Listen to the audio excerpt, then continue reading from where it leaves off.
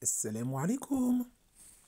Alors, maintenant que nous avons vu les 4 califes bien guidés, nous allons passer à 2 autres califes.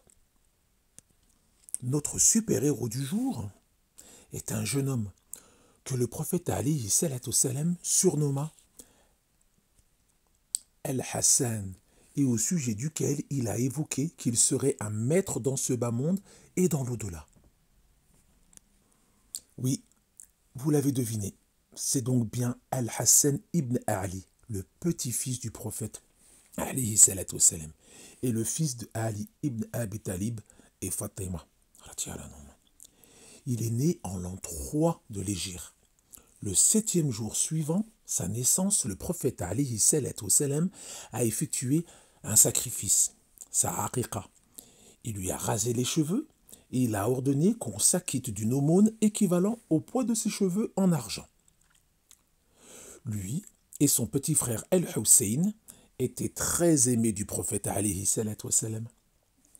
Oussama ibn Zayd rapporte que le prophète alayhi salatu salam le prenait ainsi qu'Al-Hassan sur ses genoux et disait « Ô Allah, je les aime et je te demande de les aimer. » Un jour, il dit à Al-Hassan « Ô Allah, je l'aime, alors aime-le et aime celui qui l'aime. » Le prophète alayhi salam a dit également une autre fois « Celui qui aime Al-Hassan et Al-Hussein m'a certes aimé, et celui qui les déteste m'a certes détesté. » Le prophète sallallahu alayhi salam aimait jouer avec lui. Il lui tirait la langue, et ce dernier venait alors à lui en courant.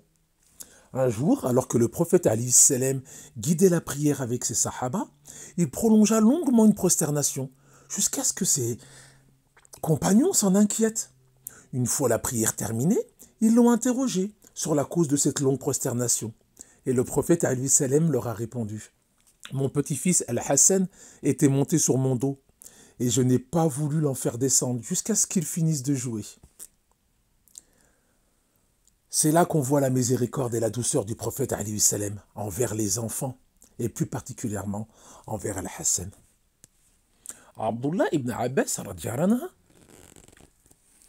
rapporte qu'un jour le prophète sallallahu alayhi salam portait Al-Hassan sur ses épaules. Un homme dit à Al-Hassan « Ô mon enfant, quelle belle monture que tu montes !» Le prophète alayhi salam répliqua alors « Et quel beau cavalier il est !» D'après son père, Ali ibn Abi Talib, Al-Hassan était la personne qui ressemblait le plus au prophète alayhi salam physiquement. Malgré son jeune âge, il put profiter des sagesses prophétiques. À la mort du prophète alayhi salam, Al-Hassan n'avait que 7 ans.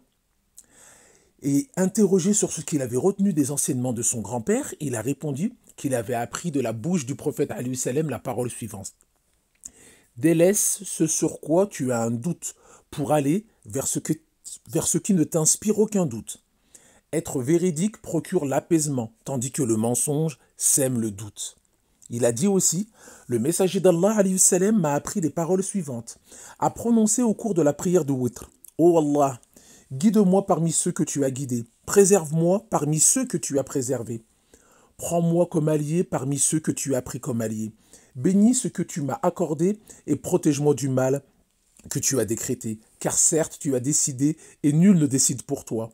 Certes tu ne seras pas humilié, celui que tu as pris comme allié, et ne sera pas honoré, celui que tu as pris comme ennemi. Béni et exalté sois-tu. Le prophète alayhi salam nous informa qu'Al-Hassan, une fois adulte, allait jouer un grand rôle dans cette umma.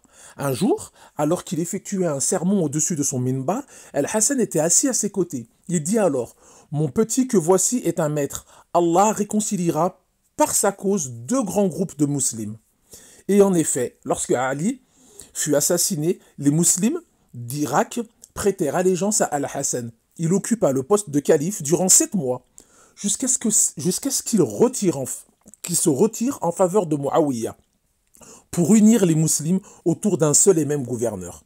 Cette année fut appelée l'année de l'union. Al-Hassan possédait énormément de qualités, telles que la piété, la beauté, l'intelligence, la pudeur, la générosité et bien d'autres encore. On comprend donc pourquoi le prophète alayhi salam a dit de lui et de son frère, certes Al-Hassan et Al-Hussein sont les maîtres des jeunes du paradis. Il mourut emprisonné au cours du califat de Muawiyah à l'âge de 47 ans. Il a été enterré à Médine, à côté de la tombe de sa mère Fatima, la fille du prophète alayhi salam. Son frère, Al-Hussein, se présenta à lui peu avant sa mort et lui dit « Informe-moi du nom de celui qui t'a empoisonné afin que je te venge. » Al-Hassan refusa, de peur que n'éclate une guerre qui divise de nouveau les musulmans. Et il lui dit alors « Laisse-moi plutôt régler mes comptes avec lui le jour où nous rencontrerons Allah. » Subhanallah. Jusqu'à son dernier souffle, Al-Hassan il a fait tout son possible pour préserver l'unité des musulmans. Peu de temps après, son âme pure retourna vers son Seigneur. À sa mort, Abu Huraïra pleura et partit devant la mosquée du prophète alayhi salam pour annoncer sa mort aux musulmans en disant « Ô gens, aujourd'hui est mort Al-Hassan, le bien-aimé du prophète alayhi salam. » Alors pleurez pour sa mort. Al-Hassan, radiyallahu anhu, qu'Allah soit satisfait de lui.